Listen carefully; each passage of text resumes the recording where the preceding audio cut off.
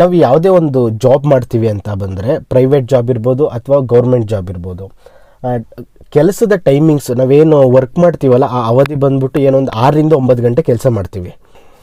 Government ಸೆಕ್ಟರಿಗೆ compare ಮಾಡಿದ್ರೆ private ಸೆಕ್ಟರಲ್ಲಿ ಸ್ವಲ್ಪ rules ಮತ್ತು ರೆಸ್ಟ್ರಿಕ್ಷನ್ಸು ಜಾಸ್ತಿನೇ ಇರುತ್ತೆ. ಸ್ವಲ್ಪ ಏನು ತೀರಾನೇ ಜಾಸ್ತಿ ಇರುತ್ತೆ. ನಾವೇನು ಒಂದು 6ರಿಂದ 9 ಗಂಟೆ ಕೆಲಸ ಮಾಡ್ತೀವೋ, ಸೊ ನಮ್ಮ ಮೇಲಿನ ಹೈಯರ್ ಅಥಾರಿಟಿ ಅವರು ಹಾಕುವಂಥ ರೂಲ್ಸ್ ಮತ್ತು ರೆಸ್ಟ್ರಿಕ್ಷನ್ಸ್ನೇ ನಮ್ಮ ಕೈಲಿ ಎಷ್ಟೊಂದು ಸಲ ಟಾಲ್ರೇಟ್ ಮಾಡೋಕ್ಕಾಗಲ್ಲ. ಸ್ವಾತಂತ್ರ್ಯ ಬೇಕು ಅಂತ ಅನಿಸುತ್ತೆ.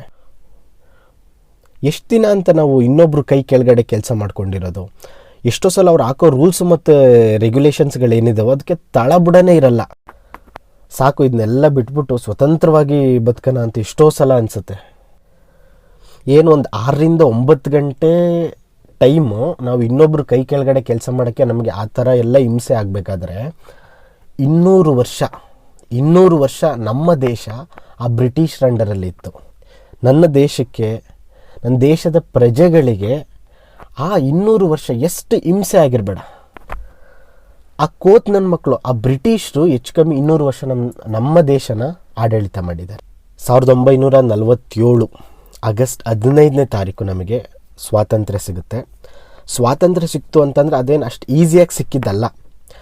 ಏನು ನಾವು ಹೋಗಿ ಬ್ರಿಟಿಷರ ಹತ್ರ ನಮಗೆ ಸ್ವಾತಂತ್ರ್ಯ ಕೊಡಿ ಅಂತ ಹೇಳಿದ ತಕ್ಷಣ ಅವರು ಹೋಗ್ಬಿಟ್ಟು ಅವ್ರ ಮನೆ ಹಿತ್ತಲಿಂದ ಕಿತ್ಕೊಟ್ಟಿದ್ದಲ್ಲ.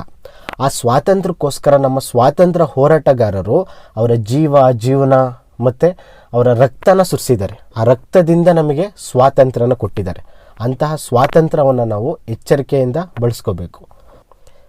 ನನ್ನ ದೇಶದ ಎಲ್ಲ ಪ್ರಜೆಗಳಿಗೂ ಸ್ವತಂತ್ರ ದಿನಾಚರಣೆಯ ಹಾರ್ದಿಕ ಶುಭಾಶಯಗಳು.